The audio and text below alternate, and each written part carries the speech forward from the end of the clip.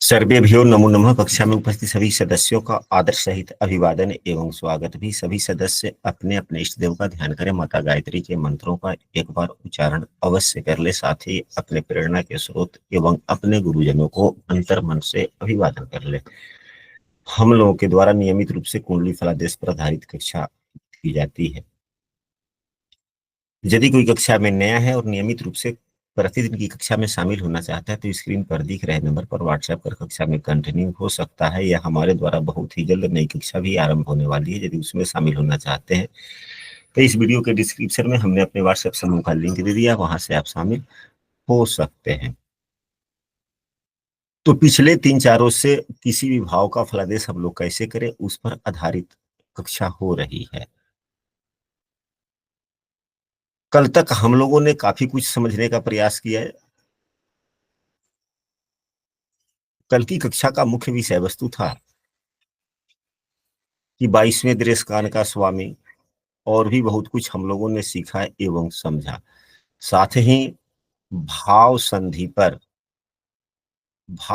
पर अवस्थित ग्रह अच्छे फल नहीं देते, इसके बारे में भी हम लोगों ने प्रयास किया समझने के लिए। तो भाव संधि तो साधन किए जाते हैं, परंतु आजकल इन सबों के लिए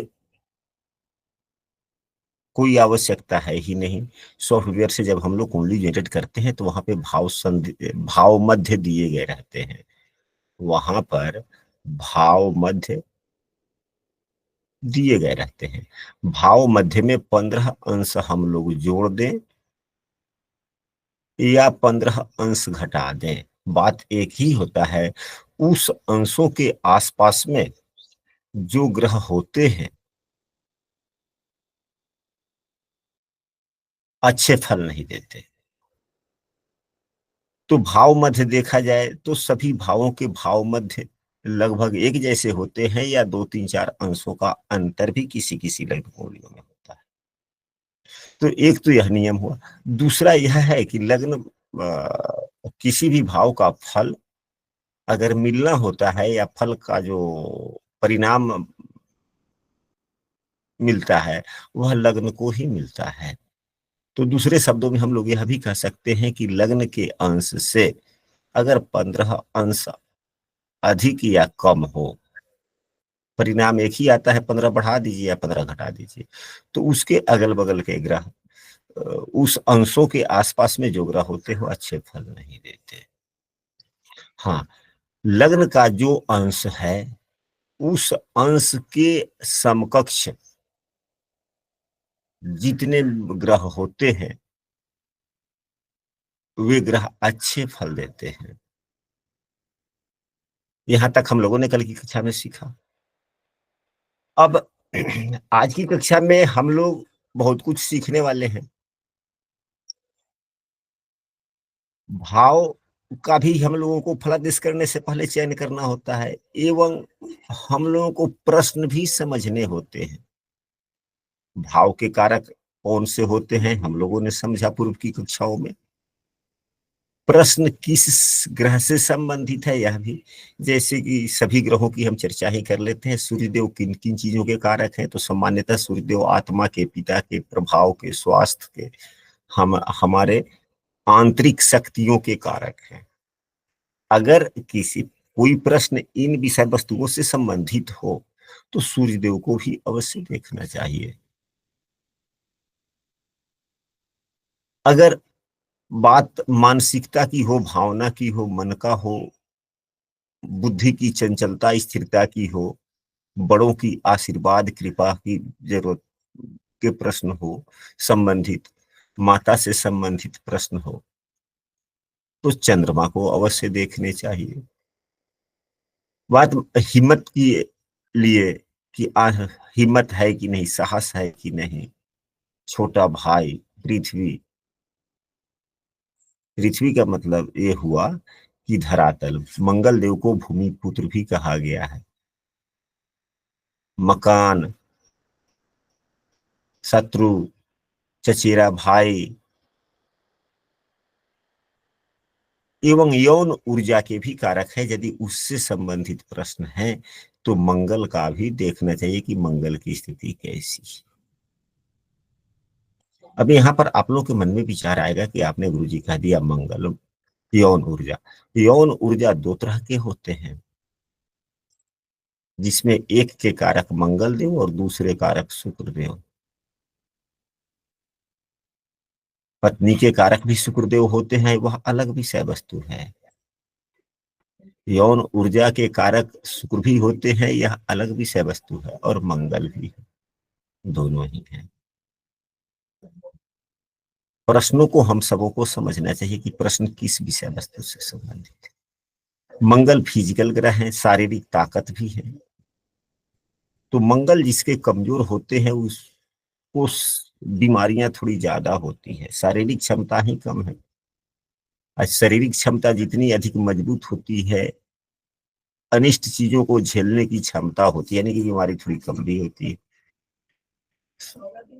अब आते हैं बुध की बात करते हैं, तो बुध से विद्या की, हमारी विद्या बुद्धि कैसी होगी, वाणी कैसा होगा, हमारी विवेक क्षमता कैसी होगी। बुध से मित्र का विचार किया जाता है, हमारे मित्र कैसे होंगे, कार्य क्षमता।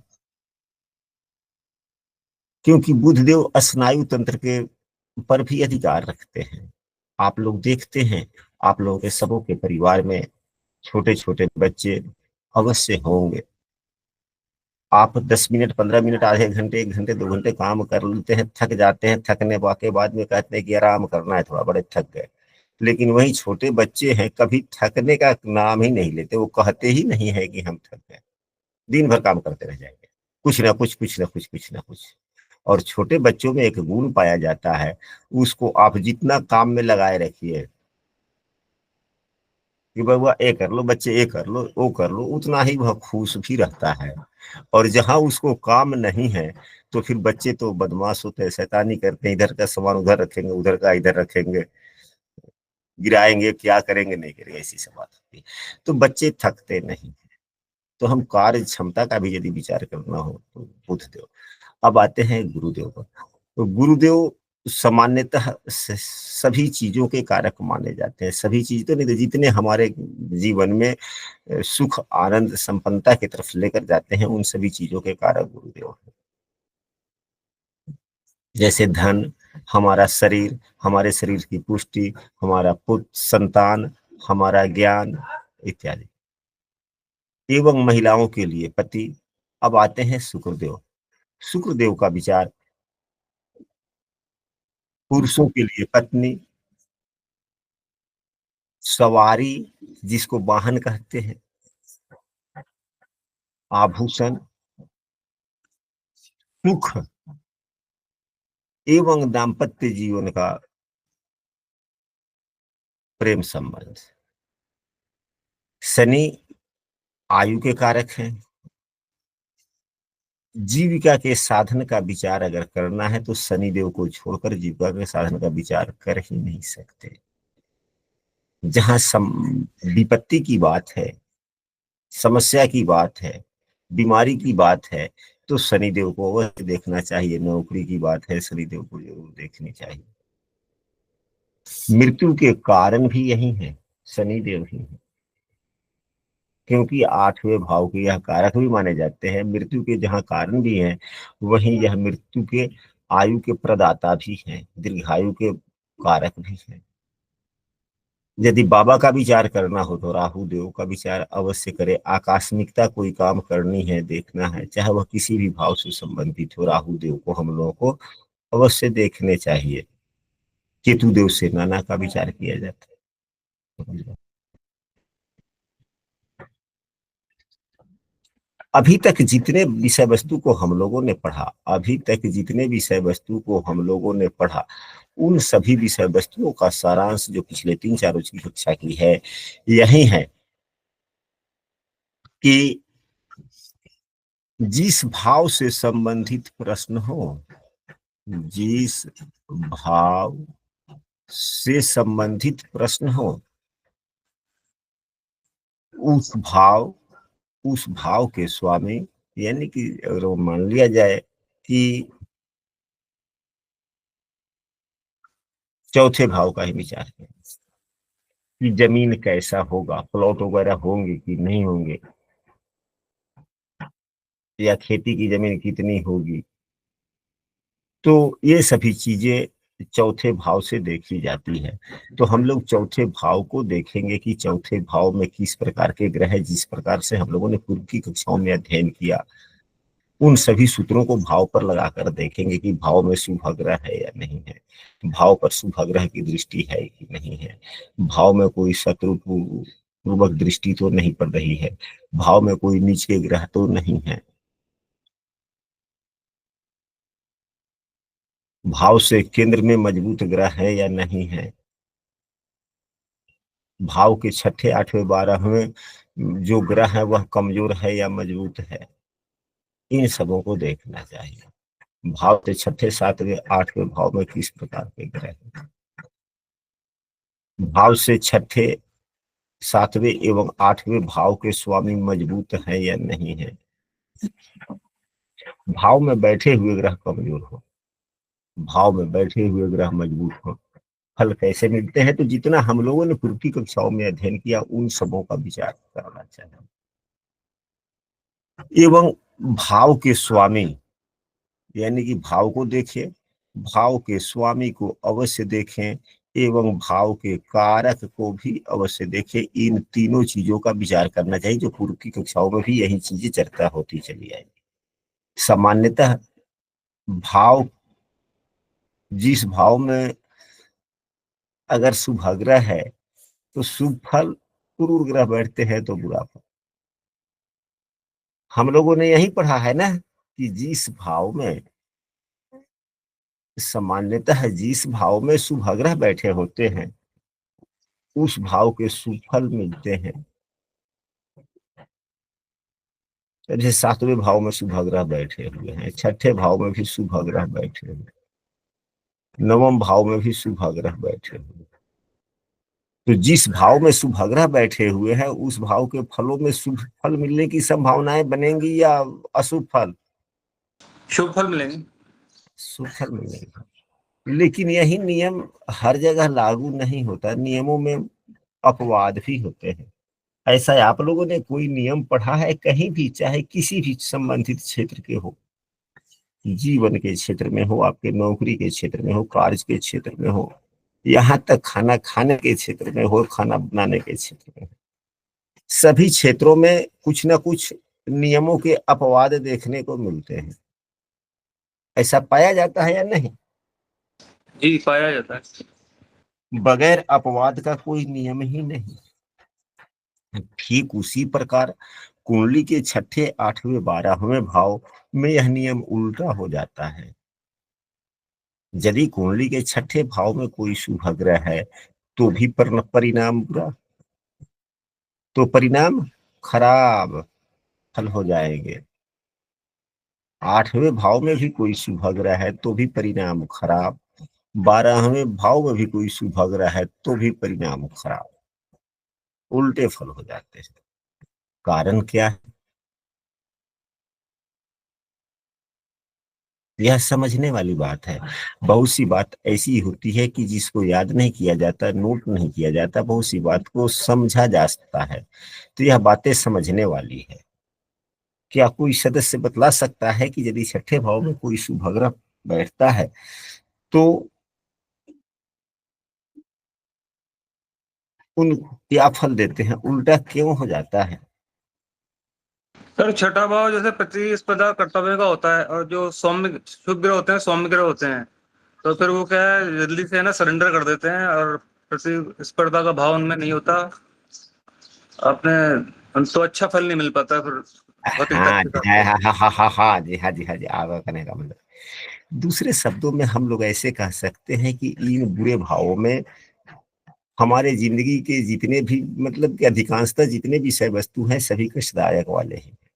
जैसे छठा भाव रोग ऋण शत्रु का हुआ, रोग भी है, चाहे ऋण है चाहे शत्रु है, ये सभी समस्याएं देते हैं। छठा भाव आयु, आठवां भाव आयु एवं संक्रामक बीमारियों का है, ये सभी चीजें। बारहवां भाव सजा, कारावास इत्यादि का। तो जब शुभ ग्रह बैठते हैं ना तो यह काम कम करते हैं, लेकिन इस भाव से मिलने वाले बुरे फलों का नाश करते हैं। आप लोगों ने देखा होगा, आपने पाया होगा कि जिस व्यक्ति के छठे भाव में, आठवें भाव में शुभग्रह का प्रभाव हो, उसे ऐसी बात नहीं होती कि बीमारियां नहीं होती। बीमारियां तो उन्हें भी होती है, परंतु चाहे बीमारी कितनी भी बड़ी से बड़ी क्यों ना हो, फिजिकल कष्ट उतना नहीं होता। यानी कि असहनीय मृत्यु तुल्य कष्ट वाली बीमारी नहीं होती।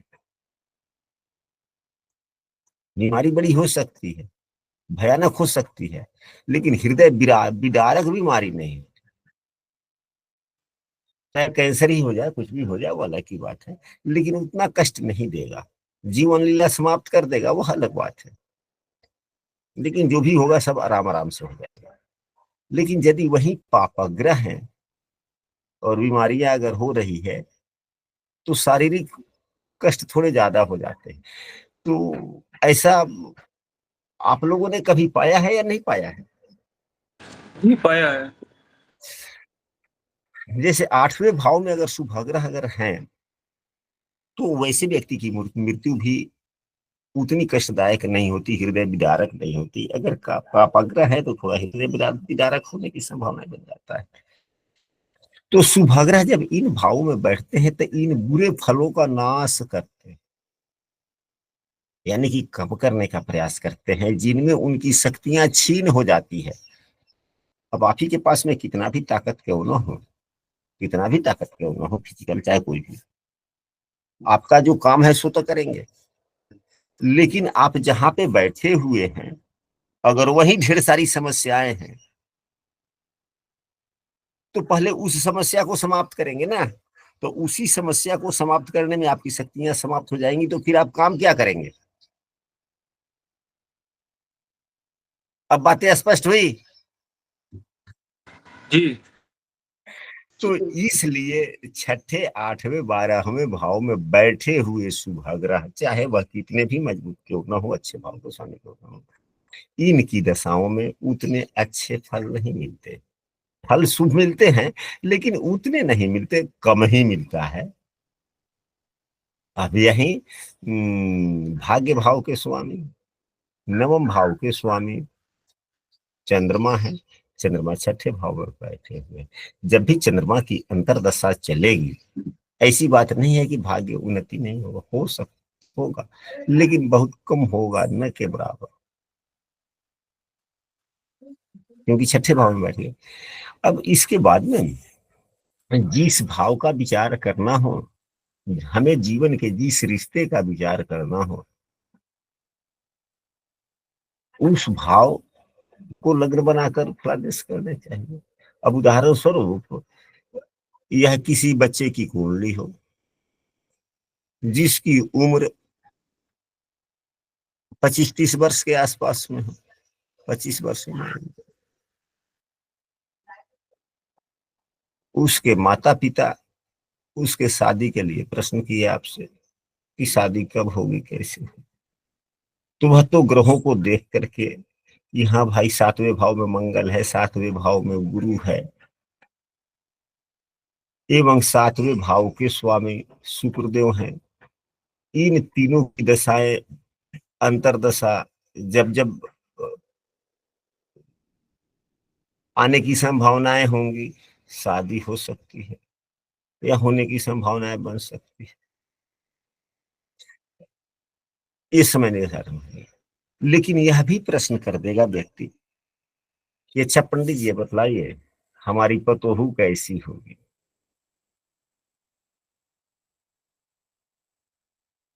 क्या विचार?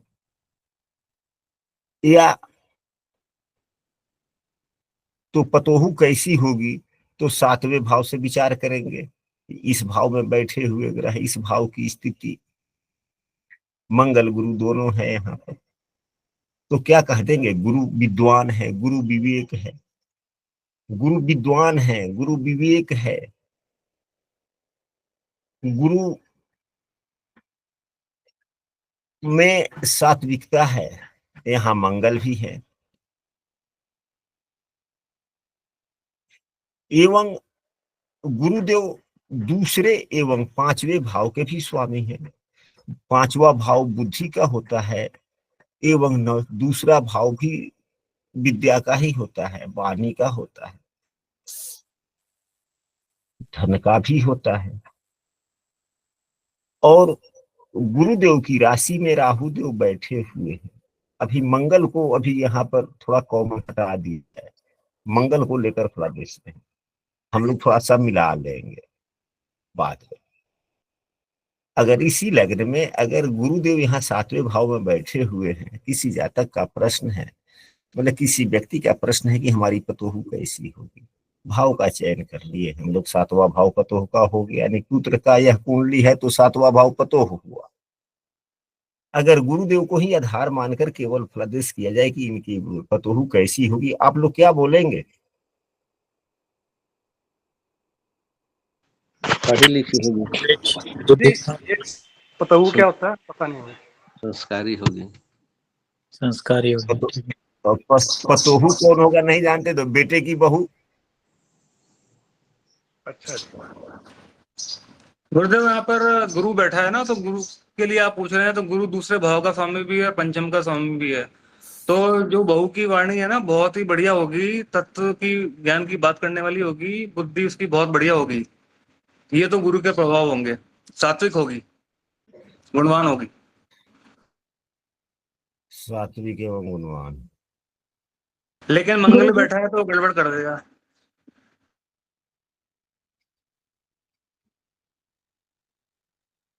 हाँ गुरुजी, इसके साथ में वाणी में थोड़ी सी घमंड भी होगा, क्योंकि गुरु गुरुता भी लाते हैं, तो थोड़ा सा वाणी भी होगी, लेकिन अच्छी होगी, संस्कारी होगी।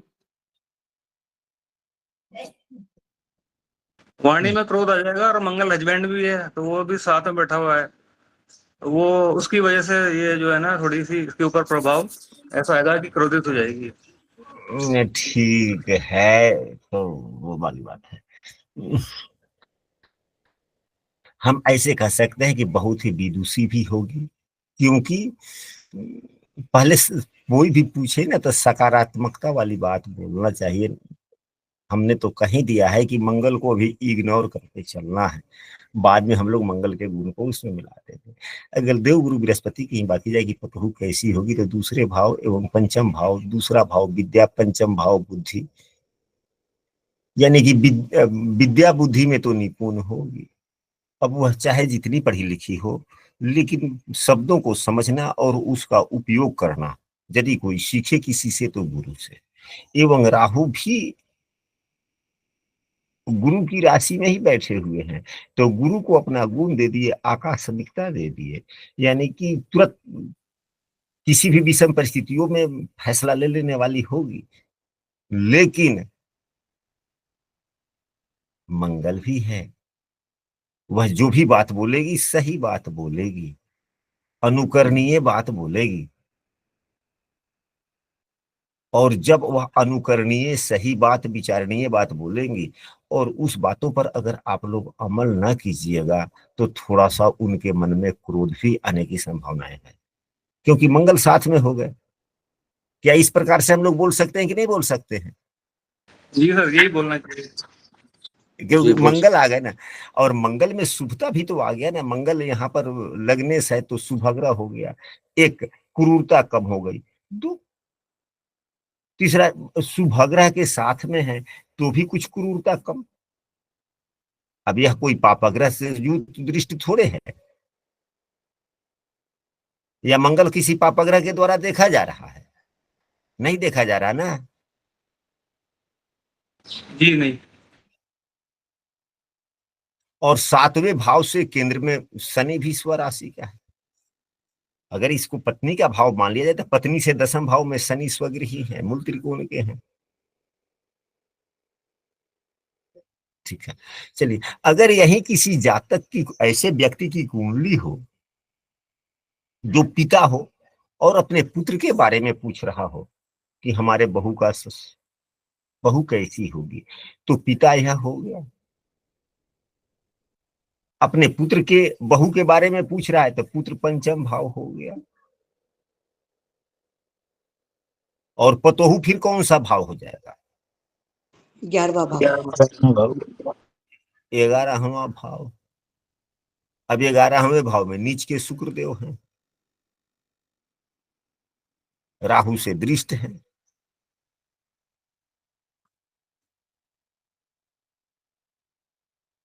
तो फिर इस प्रकार से आकलन करके हम लोग फलादेश करेंगे।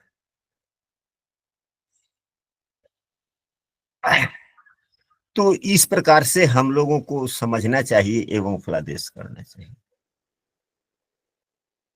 तो कुंडली में एक कुंडली कोई दिखलाता है तो एक प्रश्न का आपसे हल ले लेता है, 2-3 प्रश्न, फिर दूसरा प्रश्न करता है, तीसरा प्रश्न करता है। तो प्रश्नों के आधार पर भाव इत्यादि बदल जाते हैं, भाव बदल कर फलादेश करना चाहिए। तीसरे भाव में मंगल, तीसरे भाव में मंगल, चौथे भाव में चंद्रमा, पांचवें भाव में गुरु, सातवें शुक्र,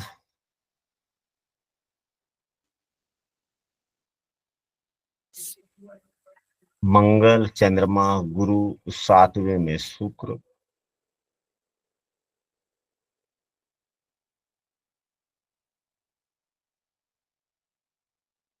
आठवें में शनि,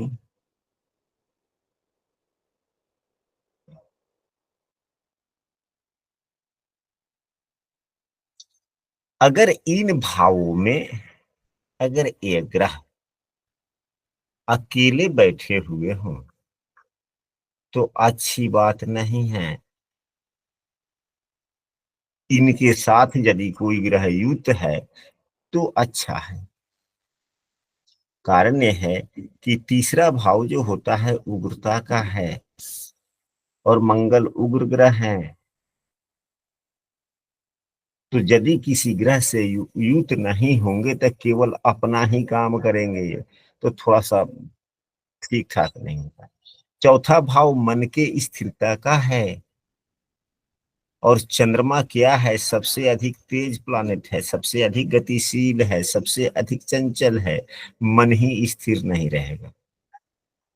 गुरु क्या? ज्ञान है, विवेक है और बुद्धि है, और इस पंचम भाव में अकेले हो गए तो अत्यधिकता वाली बात होगी, जिसे किसी सदस्य ने कहा था, वह भी ठीक वाली बात नहीं।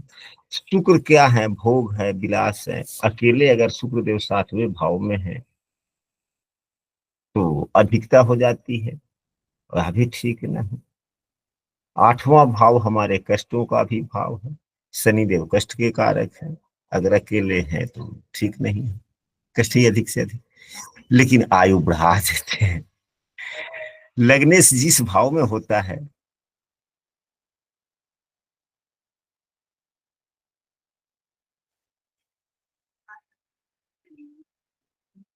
लग्नेश जिस भाव में रहता है उस भाव के फलों में सदैव वृद्धि करता रहता है।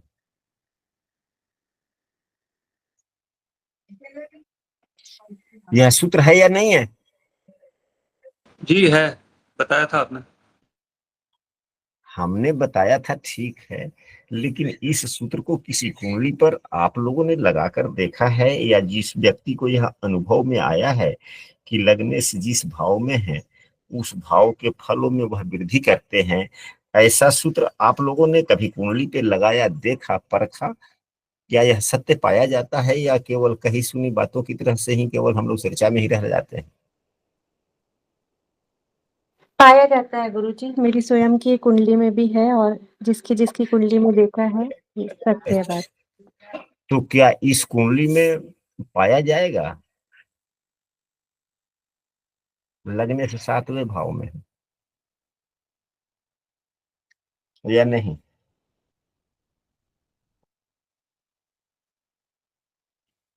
पाया जाएगा गुरुजी, क्योंकि उनकी दृष्टि भी स्वयं लगन पे ही है।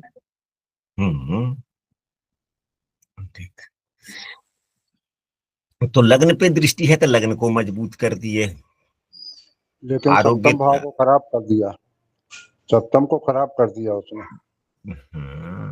अब खराब कैसे किया वो अलग की बात है। अधिक भोग की वजह हाँ ठीक है, अलग ही विषय वस्तु है, लेकिन यह उतने अच्छे सातवें भाव को उतने अच्छे फल नहीं दे पा रहे हैं। लग्नेश जिस राशि जिस भाव में हो, लग्नेश जिस भाव में हो उस भाव की फलों में वृद्धि करता है। किसके अनुसार? भाव के स्वामी के अनुसार। भाव के स्वामी के बलवान स्थिति या कमजोर स्थिति के अनुसार। पीड़ित नहीं, पीड़ित अलग शब्द होता है, बलवान अलग शब्द होता है।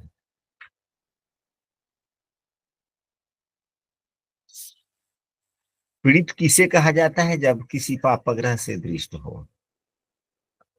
तो यहाँ भाव का स्वामी 2 नंबर की जो राशि है यह क्या है? शुक्रदेव है, यहाँ पर 11वें भाव में है, पापाग्रह से दृष्ट है। लेकिन यह शुक्र राहु में, राहु शुक्र को क्या मानता है? मित्र ही मानता है, एवं शुक्र भी राहु को मित्र ही मानता है। शुक्र विद्वान है और राहु भी आकस्मिकता के बुद्धि वाले हैं, यानी कि मित्रवत दृष्टि है, एक दूसरे को देख रहे हैं। लेकिन यह कमजोर है, नीच है। तो भाव का स्वामी के नीच हो जाने के कारण भाव के शुभ फलों में वृद्धि नहीं हो पाया, खराब। अगर भाव का स्वामी बलवान हो तो बहुत अच्छे फल में वृद्धि कर देते हैं। यदि भाव के स्वामी बलहीन हो तो भाव के फल खराब करते हैं। लगने सही है तो क्या करें, उस भाव के बुरे फलों की वृद्धि कर देते हैं, यानी कि शौक से संबंधित या जो भी हो उससे संबंधित फलों में वृद्धि।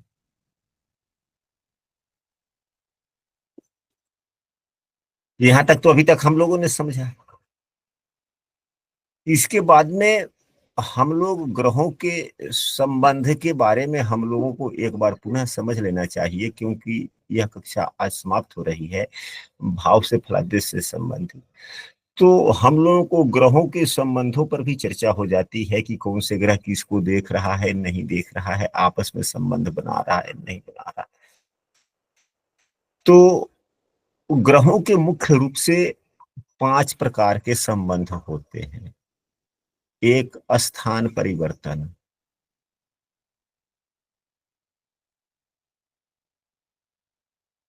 दूसरा, युति।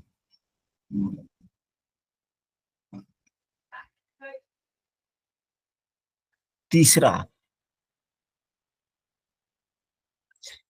दृष्टि। दृष्टि का मतलब यह होता है कि दोनों एक दूसरे को देखते हो।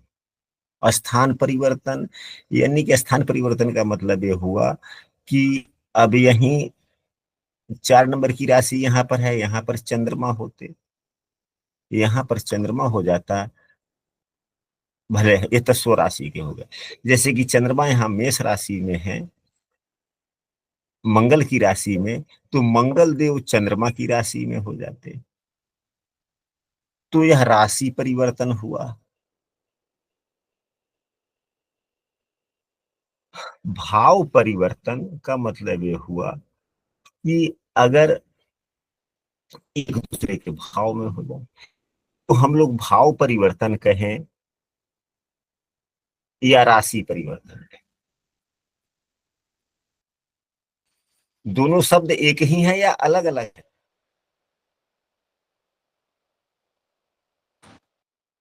सर भाव परिवर्तन राशि परिवर्तन तो अलग अलग है।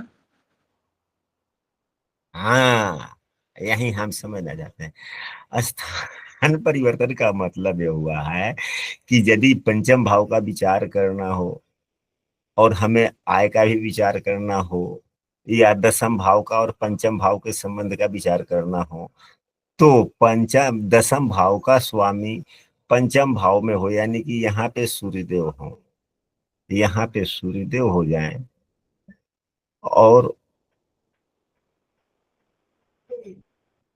गुरुदेव। व्हाइट बोर्ड आप लोगों को दिख रहा है? थोड़ा सा जी सर गड़बड़ हो दिखाई गया दे है, रहा है। किसी कारण बस गड़बड़ हो गया यहाँ पर। हम्म।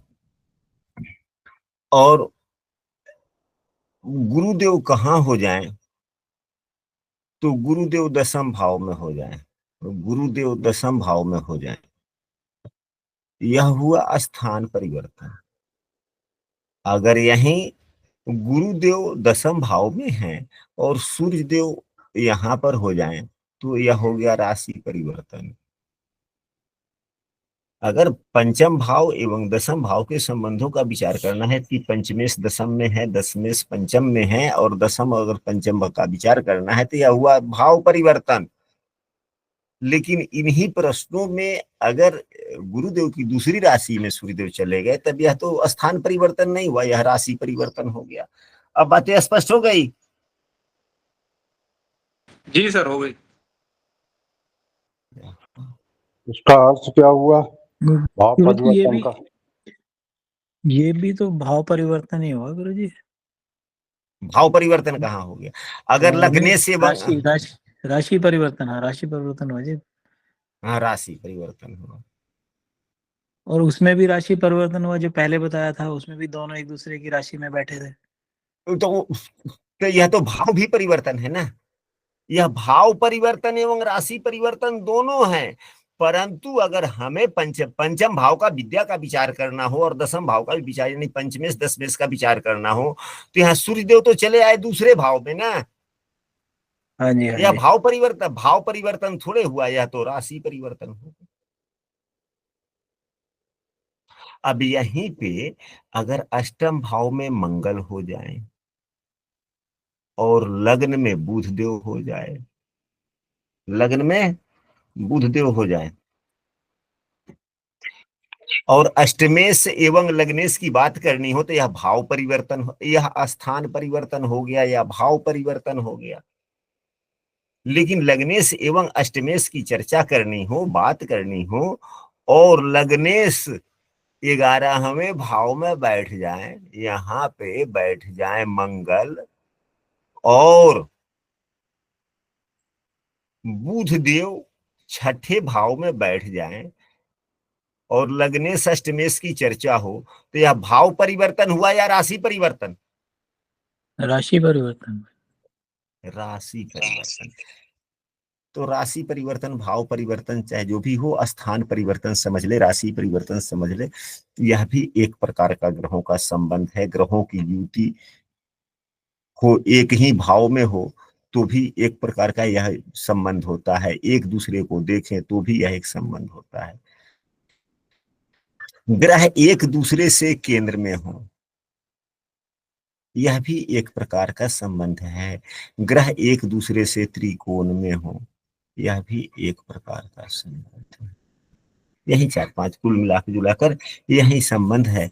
इनको हम लोगों को जब ग्रहों का फलादेश करते हैं तो हम लोग इन सभी विषय वस्तुओं पर चर्चा करते हुए, समझते बुझते हुए फलादेश करने का प्रयास करते हैं। आशा करते हैं कि आप लोगों को आज की यह विषय वस्तु पूर्ण रूप से समझ में आया होगा।